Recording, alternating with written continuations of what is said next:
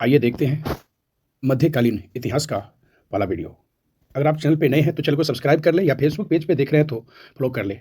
चलिए चलते हैं बिना देर किए आज का पहला प्रश्न की ओर। पहला प्रश्न है, पूर्व मध्यकालीन भारतीय इतिहास में 750 ईस्वी से 1200 ईस्वी तक का समय मुख्यतः माना जाता है। यानी उत्तर भारत के संदर्भ में तो राजपूत काल, यानी पूर्व मध्यकालीन भारतीय इतिहास में 750 ईस्वी से 1200 ईस्वी तक का समय मुख्यतः राजपूत काल माना जाता है। प्रश्न संख्या 2 है कि 712 ईस्वी में सिंध पर अरबों के आक्रमण के समय वहां का शासक कौन था? तो दाहिर।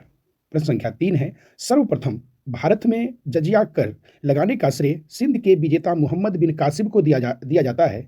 उसने किस वर्ग को इस कर से पूर्णतः मुक्त रखा? तो ब्राह्मणों को। प्रश्न संख्या 4 है, किस ग्रंथ के उल्लेख के आधार पर यह माना जाता है कि मलेच्छों के अत्याचार से त्रस्त होकर महर्षि वशिष्ठ ने अत्याचारियों के विनाश हेतु आबू पर्वत पर एक यज्ञ किया? वे यज्ञ के अग्निकुंड से 4 राजपूत कुलों परमार, चालुक्य, सोलंकी, प्रतिहार एवं चौहान का जन्म हुआ? तो पृथ्वीराज रासो। प्रश्न संख्या 5 है, ढिल्लिका यानी दिल्ली नगर की स्थापना की थी? तो तुमरो। प्रश्न संख्या 6 है, उस शासक का नाम क्या है जिसने विजय स्तंभ का निर्माण कराया था? तो राणा कुंभा। प्रश्न संख्या 7 है, भारत पर पहली बार आक्रमण करने वाला कौन थे? तो अरब। प्रश्न संख्या 8 है, पृथ्वीराज रासो किसने लिखा था? तो चंद्वर दाई। प्रश्न संख्या 10 है, वर्ष 1100 ईस्वी में निर्मित मंदिर जो भुवनेश्वर के अन्य मंदिरों पर प्रधानता रखता है कौन सा था? तो भुवनेश्वर लिंगराज। प्रश्न संख्या 11 है, दिलवारा मंदिर कहाँ पर स्थित है? तो दिलवारा मंदिर आबू पर्वत पर स्थित है। प्रश्न संख्या 12 है, खजुराहो स्थित मंदिरों का निर्माण किसने किया था? तो चंदेल राजपूत। प्रश्न संख्या 13 है, विजय स्तंभ कहाँ स्थित है? तो चित्तौड़गढ़ में। प्रश्न संख्या 14 है, लिंगराज मंदिर की नींव डाली थी? तो ययाति केसरी ने। प्रश्न संख्या 15 है, सोमनाथ के मंदिर पर 1025 ईस्वी में मोहम्मद गजनबी के आक्रमण के समय गुजरात का शासक कौन था? तो भीमदेव। प्रश्न संख्या 16 है, हिंदू विधि पर एक पुस्तक मिताक्षरा किसने लिखी है? तो विज्ञानेश्वर। प्रश्न संख्या 17 है, ब्लैक पगोडा है तो कोणार्क में, यानी ब्लैक पगोडा जो है कहाँ है? कोणार्क में। प्रश्न संख्या 19 है, राजस्थान के इतिहास का प्रणेता किसे कहा जाता है? यानी राजस्थान के इतिहास का प्रणेता तो कर्नल टाड।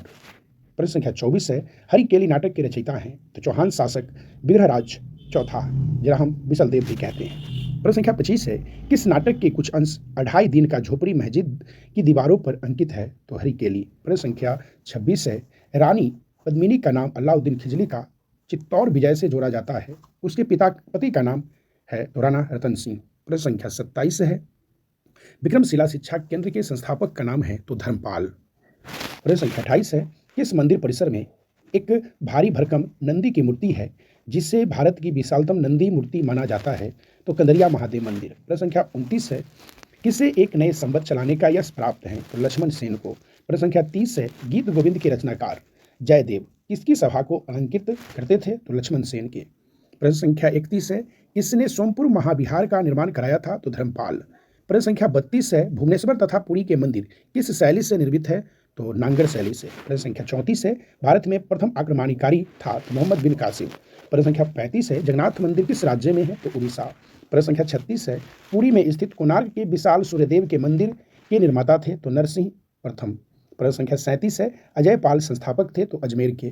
प्रश्न संख्या 38 है, कौन कविराज के नाम से विख्यात था? तो भोज परमार। प्रश्न संख्या 40 है, सम्रांगन सूत्रधार का विषय है तो स्थापत्य शास्त्र। प्रश्न संख्या 41 है, उसकी मृत्यु से धारा नगरी, विधा और विद्वान तीनों ही निराश्रित हो गए। यह उक्ति किस शासक के संबंध में है? तो भोज परमार के। प्रश्न संख्या 43 है, वह प्रथम भारतीय शासक कौन जिसे तुर्क आक्रांता मोहम्मद गोरी का सामना हुआ और जिसने मोहम्मद गोरी को परास्त किया? तो भीम द्वितीय। प्रश्न संख्या 44 है, किस शासक ने कालिंजर के अजय दुर्ग का निर्माण करवाया? तो धनदेव। प्रश्न संख्या 45 है, वह कौन सा संवत है जो कलचुरियों द्वारा प्रयुक्त किए जाने के कारण कलचुरी संवत भी कहलाता है? तो त्रैकुटक संवत। प्रश्न संख्या 46 है, किसके राज्यकाल में लक्ष्मीधर ने कल्पद्रुम या कत्यक, तहल क्षमाधार ने कल्पद्रुम या कृत्यकल्प तरु नामक विधि ग्रंथ की रचना की? तो गोविंद चंद्र। प्रश्न संख्या 47 है, चंदवार का युद्ध किसके मध्य हुआ? तो चंदवार का युद्ध 1194 ईस्वी में जयचंद्र एवं मोहम्मद गोरी के बीच हुआ। प्रश्न संख्या 48 है, निषेध चरित्र व खंडन खंड खाद के रचयिता श्रीहर्ष किस शासक के राजकवि थे? तो जयचंद।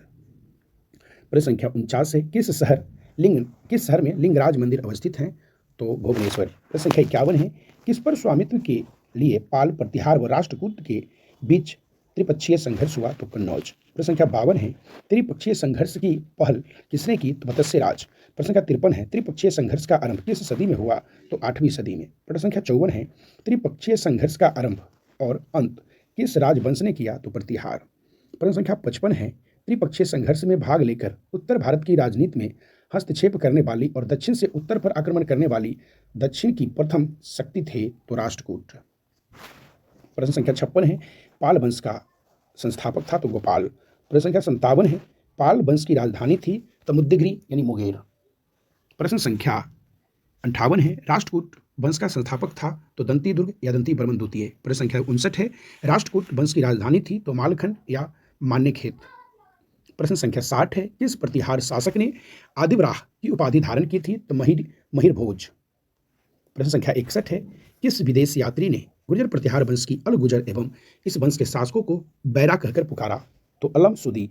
प्रश्न संख्या 62 है, कर्पूर मंजरी नाटक के रचयिता राजशेखर को किस प्रतिहार शासक ने संरक्षण दिया? तो महेंद्र पाल प्रथम।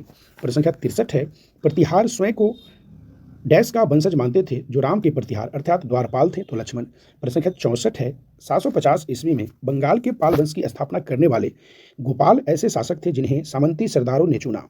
प्रश्न संख्या 65 है, किस पाल शासक को गुजराती कवि सोरुढल ने उत्तरापथ स्वाभिमान कहा? तो धर्मपाल को।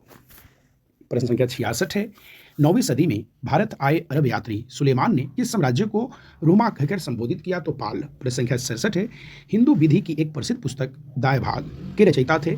तो जिमुत वाहन। प्रश्न संख्या 68 है, रामचरित्र की रचना किसने किया? तो रामचरित्र की रचना संध्याकर नंदी ने किया था। प्रश्न संख्या 69 है, पाल वंश के पतन के बाद बंगाल का राजनीतिक नेतृत्व प्रदान किया? तो सेन वंश ने। प्रश्न संख्या 70 है, सेन वंश का संस्थापक कौन था? तो सामंत सेन। प्रश्न संख्या 71 है, किसने कुलीन प्रथा यानी कुलीनतावाद का आरंभ किया? तो बलाल सेन। प्रश्न संख्या 72 है, किसने स्मृति ग्रंथ दान सागर एवं ज्योतिष ग्रंथ अद्भुत सागर की रचना की? तो बलाल सेन। प्रश्न संख्या 73 है, कश्मीर पर लगभग 50 वर्षों तक शासन करने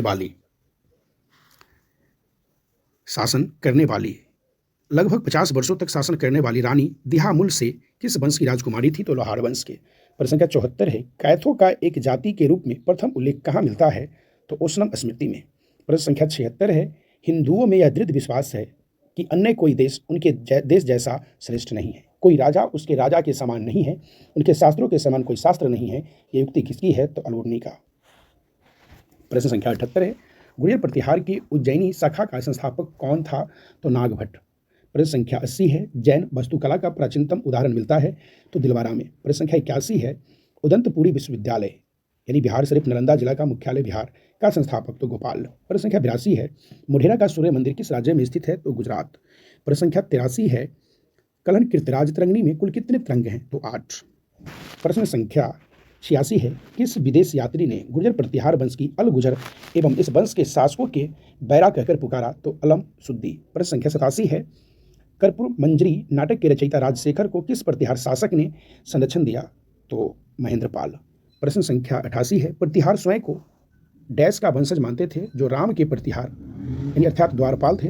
तो लक्ष्मण के। प्रश्न संख्या 89 है, 750 ईस्वी में बंगाल के पाल वंश की स्थापना करने वाले गोपाल ऐसे शासक थे जिन्हें सामंती सरदारों ने चुना? प्रश्न संख्या 90 है और आज के लिए लास्ट, किस पाल शासक को गुजराती कवि सोरुढल ने उत्तरापथ स्वाभिमान कहा? तो धर्मपाल। तो आज का ये टोटल 90 प्रश्न थे। आप अगर चैनल पे नए थे तो चैनल को सब्सक्राइब कर ले, या फेसबुक पेज पे देख रहे थे तो फॉलो कर ले, ताकि आपको समय बाय समय वीडियो की जानकारी नोटिफिकेशन के माध्यम से पता चलता रहे। तो चलिए चलते हैं, आज के लिए इतना ही, फिर मिलेंगे, धन्यवाद।